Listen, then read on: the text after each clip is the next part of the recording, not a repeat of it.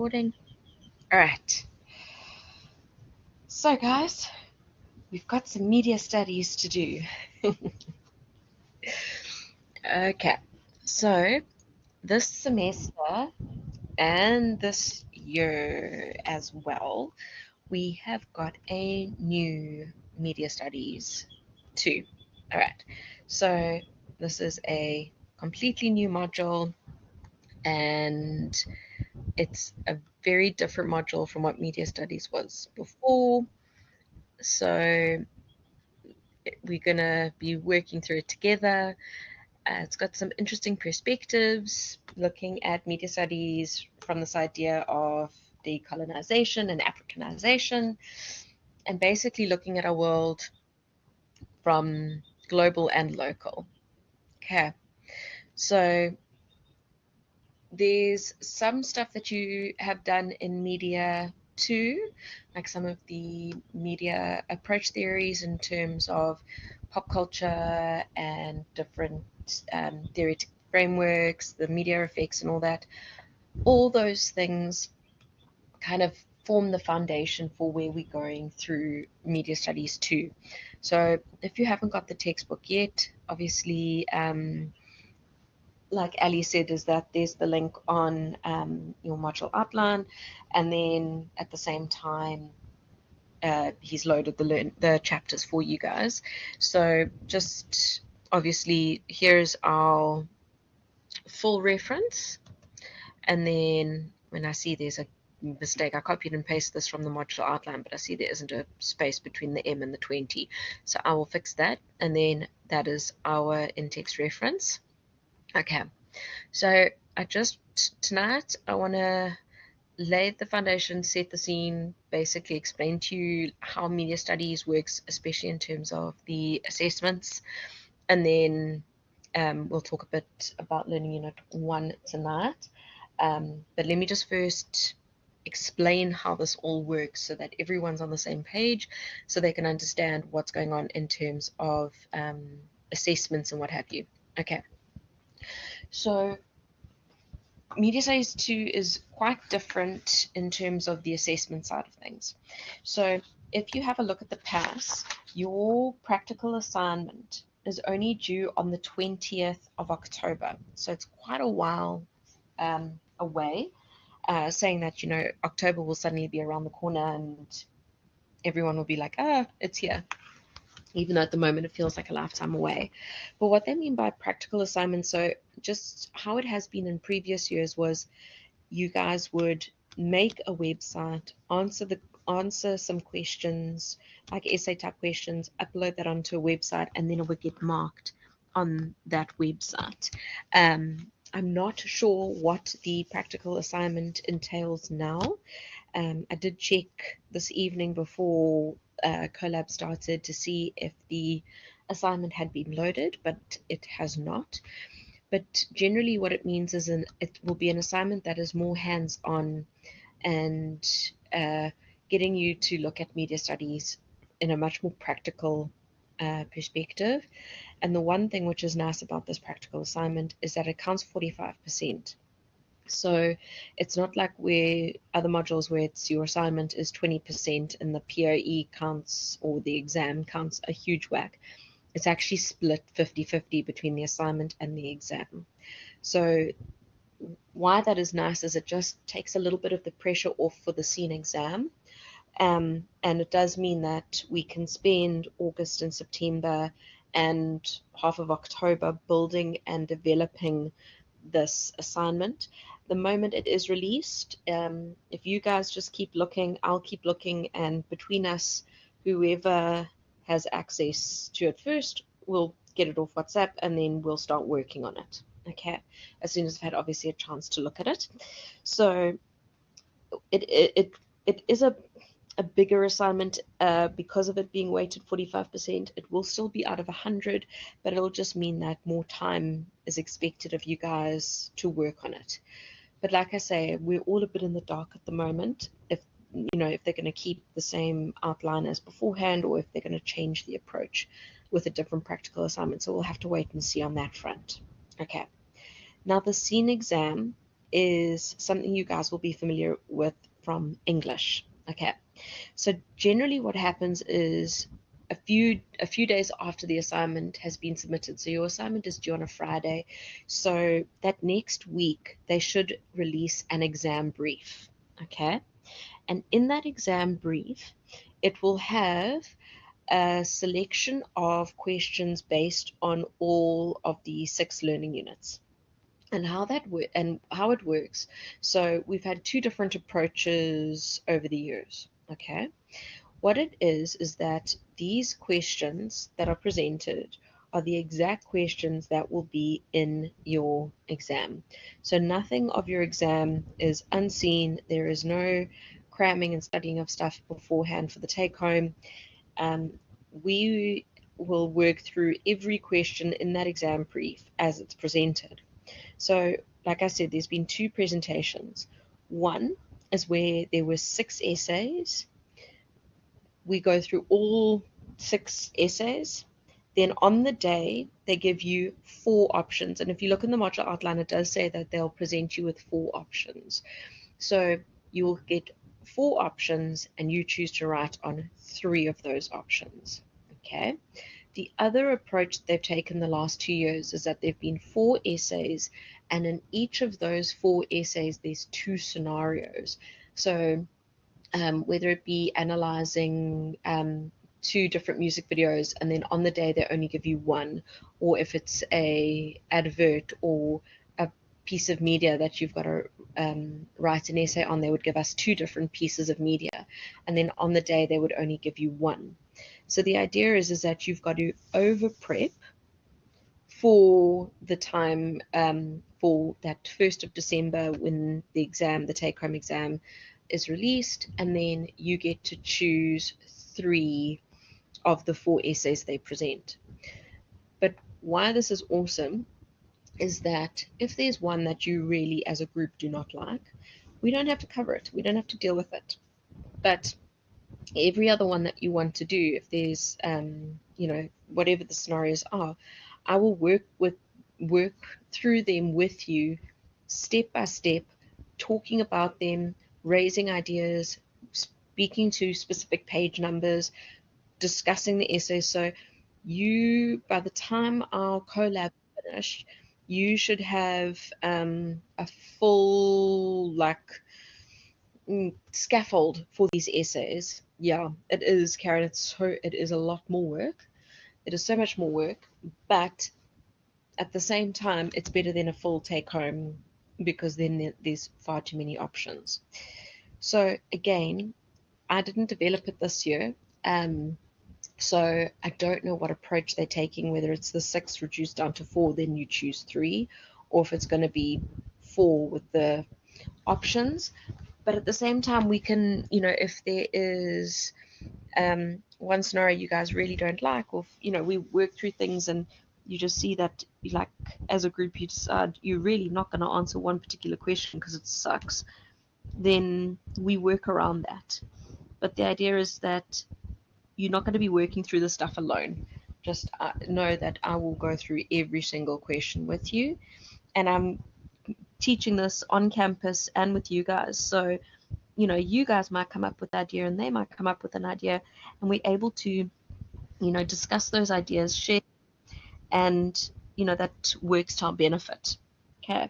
Because, different people obviously have different perspectives, and yeah, it really should be a simple thing that on the day of your take-home exam, you shouldn't have a ton of work left to do. That's what I always aim for.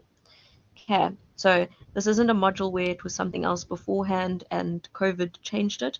This is how it's always been, except obviously in the past they used to write the exam on campus, which you guys aren't doing because it's a take-home. Okay. Right, and then obviously there is ICE, because what would a module be without ICE? If you go look under more resources, I've already put the ICE tasks up there. You'll see that I've concentrated on earlier learning units, if I remember correctly. So I've been loading for multiple media study courses and all sorts. But if you go look under ICE activities, you'll see there is one ICE activity for each learning unit 1 through 6. That way there's something to support all of them, all the learning units. Sorry, with you guys I did all the learning units because you've got to work through all of it for the sake of your scene exam. So obviously you only have to do 4 of those ICE tasks for marks. Okay, right. Before I get into learning unit 1, any questions at I'm trying to remember what ICE tasks were. No, I won't be iffy with referencing for ICE tasks. I'm more focused on you actually working through the content than focusing on referencing. I know the 3 of you are fine with referencing, thankfully. And Larissa and everyone are also fine, so it's okay. Yes, exactly. And you guys know I'm here for support and to make things easier for you, not more difficult. So at this stage, I can forgive referencing because I know how much work you have with your other modules. All right, especially those that are doing research this semester. Okay, so, oh, there we go. I was wondering where Ali was because he's normally there. Okay, there we go. Just acknowledging him. Okay, so before I start looking at learning unit 1, I need to know, because obviously it's going to impact the way that I lecture or the way I speak to the content. Have any of you 3 been able to look at chapter 2 and 3 of the textbook yet, or work through learning unit 1 at all? Because obviously it will, like I say, it will be different. How I will be different. And it's about to start, but hopefully my laptop battery lasts. No problem, Karen. I totally get it. They're busy installing our solar, so from tomorrow, load shedding for me is a thing of the past. So we've been fighting it the last few days, so it was good timing for me as the OT. Right. Have any of you been able to go through the content of Learning Unit 1?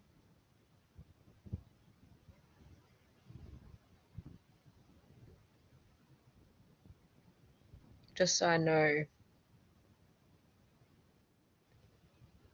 That's fine, Tegan. Dear Karen, have you guys been able to go through? Not yet. Been getting through all my English novels. No, that's cool.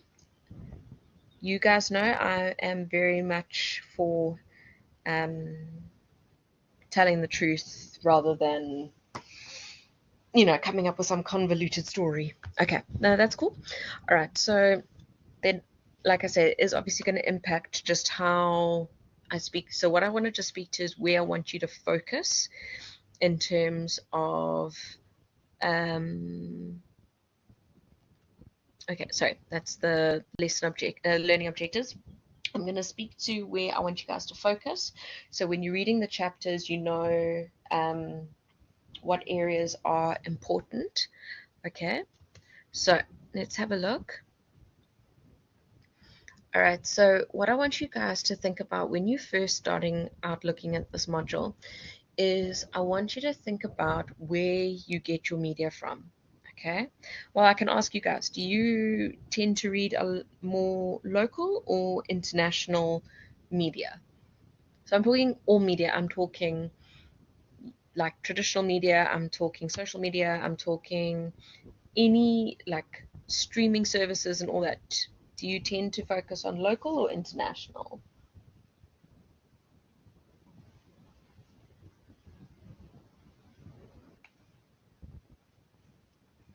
Bit of both. Okay, Karen, you more international than local. Pierre, what about you?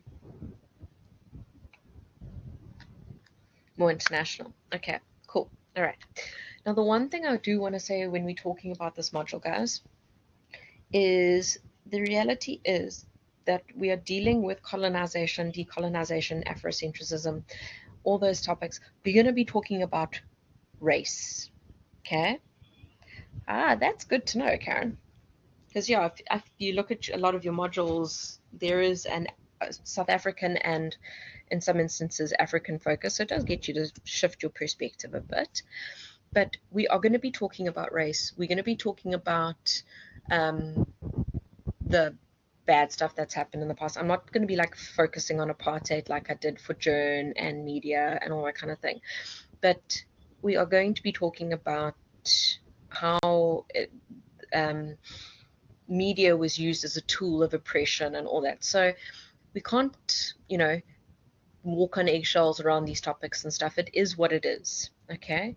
So when we are looking at whose perspective the media is from, if we look at our global media industry, and just from what you guys know from your other modules, whose perspective do you think the majority of our media is from? Whose perspective? Who is the one spreading media throughout the world?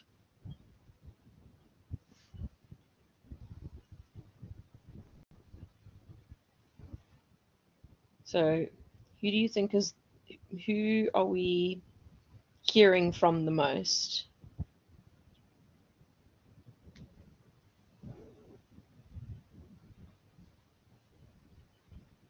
Is it a particular country? Is it a particular race group?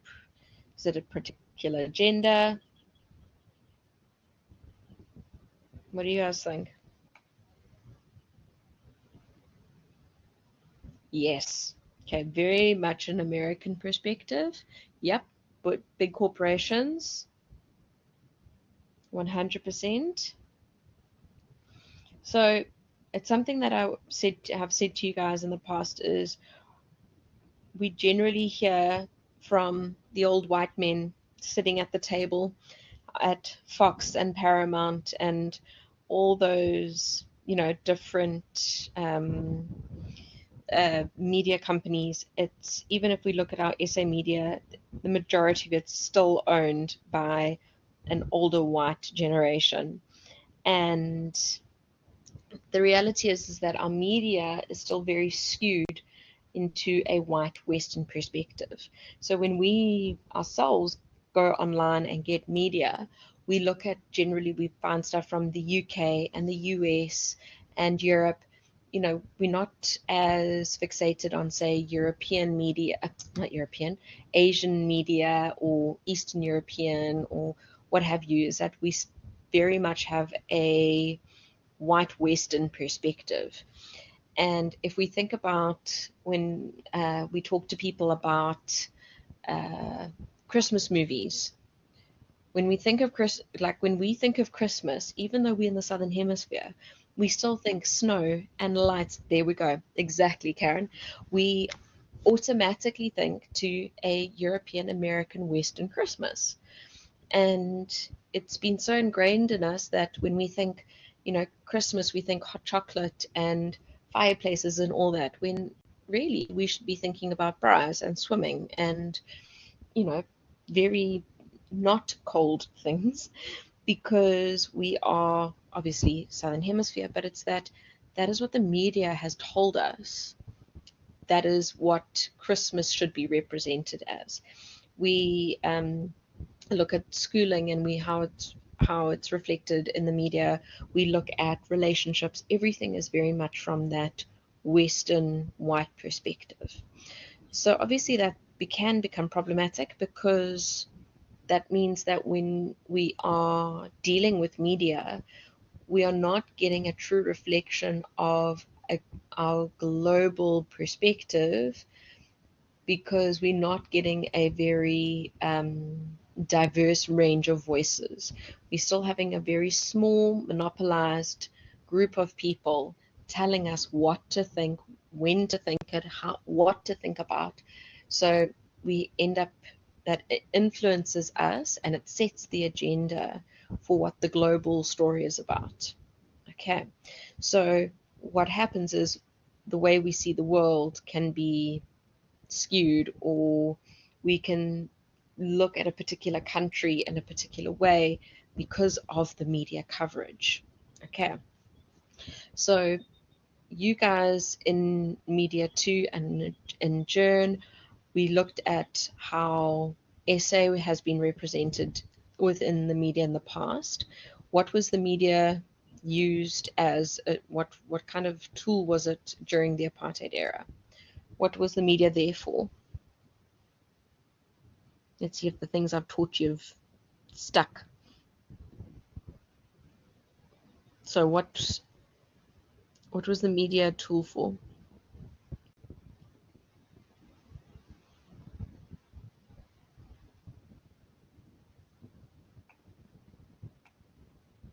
Good. So for propaganda, to spread the views of the ruling party, of the NP, and yeah, to promote this idea of separateness. And we know that the people of color within South Africa got a different version of media to what the white people of South Africa got. We also know even Indian versus black got different type of media because it was what the government wanted those particular people to see.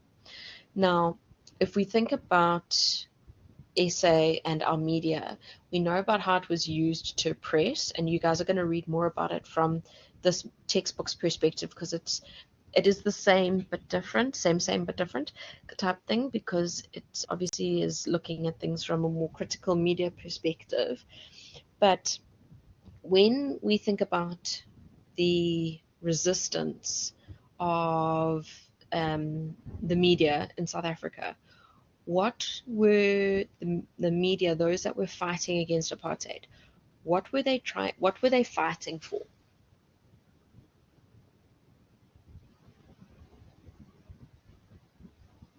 So what do you think the media were fighting for during the apartheid era?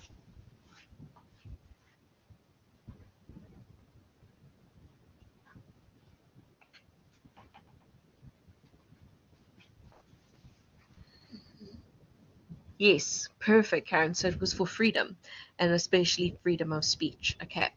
Now, the reason why I wanted to ask you that is I want you guys to now, so it was about freedom from our own government, freedom for our people to be able to be unified.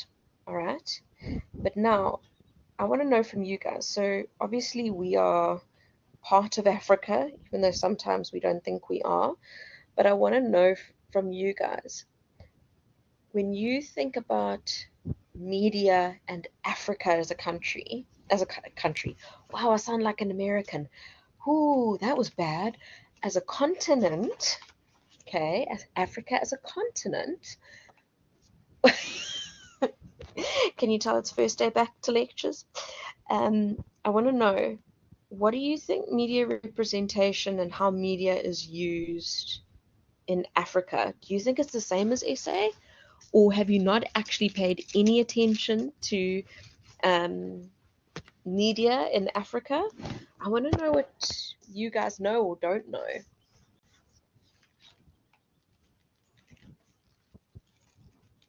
It's different. How's it different, Pierre? Tell me. I don't disagree with you, but how's it different?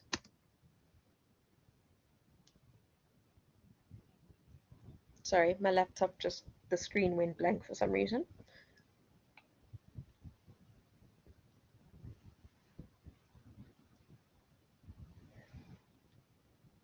Okay, so there's still a lot of this whole, okay, so African voices are better represented, good. Okay, so as one of my students said on Fridays, South Africa is the black sheep of Africa, because we want to be part of Africa, but we want to be very westernized at the same time. Okay, so what we tend to do is, like, we will know what's going on in the States, we'll know what's going on in the UK, in Europe, in Australia, in Asia, but we very seldom know what's going on in Africa because we disassociate from the rest of our continent. We kind of feel like we're better than them, as it were. Like we're not, we're very proud of our South Africanness, but we don't always hold on to our Africanness. And what you'll find is that, yeah, we think they're backward when there's a lot of ways that they think we are backward. And the reality is that when they've used media to fight for freedom, it's freedom not from their own people necessarily. There is obviously been civil war, but it's almost freedom to fight for their rights to be their own independent country. So we have broken our ties with the UK quite a while ago. Unfortunately, it'd be nice if we had the pound here, wouldn't it? But it's that media and the representation and the fighting has been, like with the media specifically, it's very much a them versus us. So it's trying to claim back their Africanness and push out the European perspective. And it's that we as South Africa kind of we trying to, claim our heritage and our everything, but at the same time we still want to have our affiliation. So we're not completely decolonizing ourselves. We kind of like go fence sitting, where you'll find parts of Africa are not fence sitting. They're very much pro this idea of being their own country within a unified continent and wanting to have a full African point of view with their media, with everything. So when you're looking through the textbook, when you're looking at what they say about the other African countries, we need to actually start thinking about think about our continent and who we are as an African people, and starting to pay attention to what's happening in Africa. Because, like I say, we tend to ignore it, and we need to start seeing how other countries deal with the idea of decolonization and having a more African approach. So you guys, when you're looking through the textbook, especially chapter 2, it's looking at media in terms of oppression and media in terms of resistance. So like I say, we've done a lot of that in media studies 1 and in Journ. So, but now we've got to bring in the African perspective. So we're just shifting our view and looking at other African countries. Okay. Then when you're reading through chapter 3, you need to look at the idea of Western liberal democracy. Okay. What do you think, without going through chapter 3, what do you think Western liberal democracy could possibly be? So if we talk about Western, whose view, well, I've already said it, that's obviously the American, UK, Western perspective. But when we use the word liberal, which country comes to mind when we use the word liberal?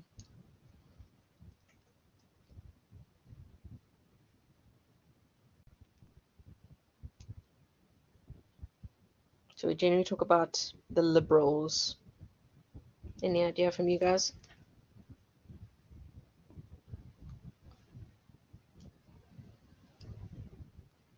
Nope. Okay, so generally the Americans, we talk about this liberal democracy. So they talk about liberals and conservatives.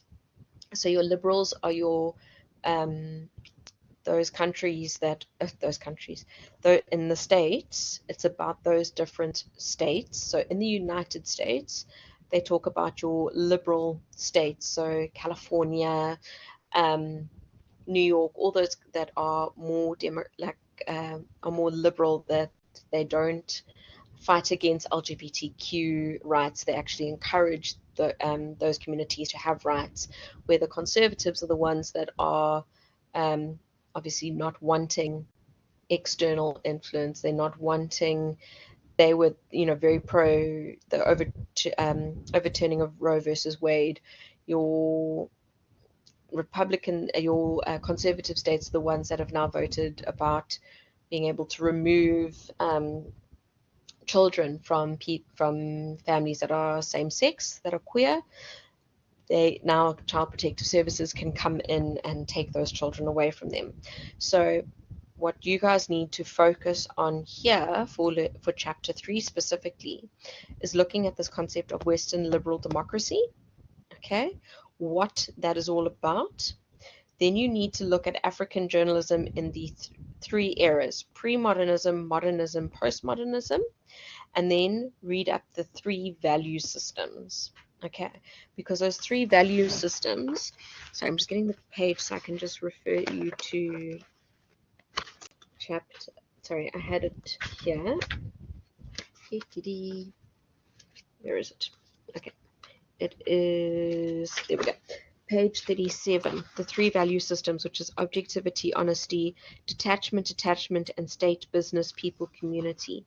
And what's important is that it's looking at those 3 areas, but it's looking at as a comparative analysis to look at how our African journalism society, how our 3 binary percepts, the way that we see our African media. So it's kind of how we break down these 3 different value systems that influence the way in which we engage with the media and engage with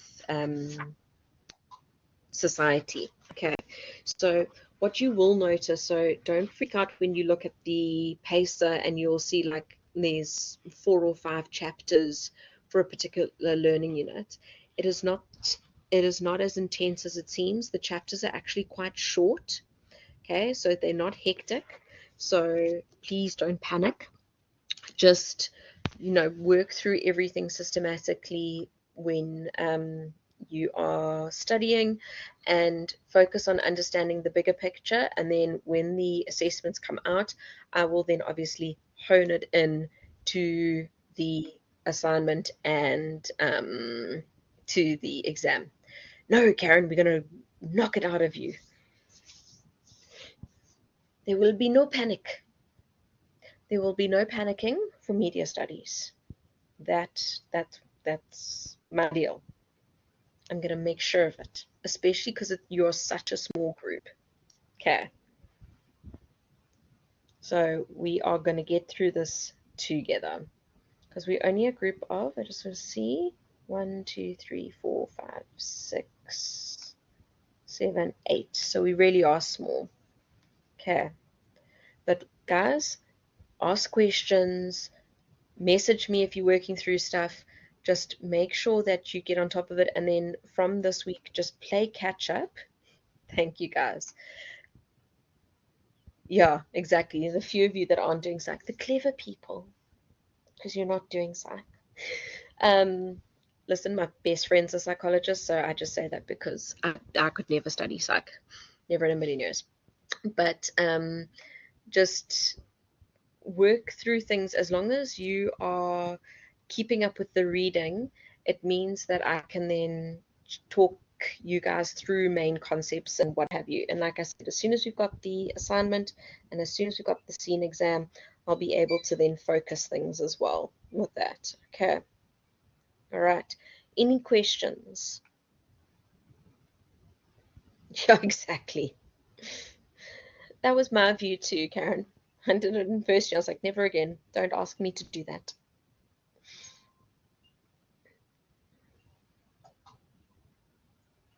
Hey, we got Ali for a little bit. Guys, my power is flickering on and off. The solar is not doing its thing. So, yeah.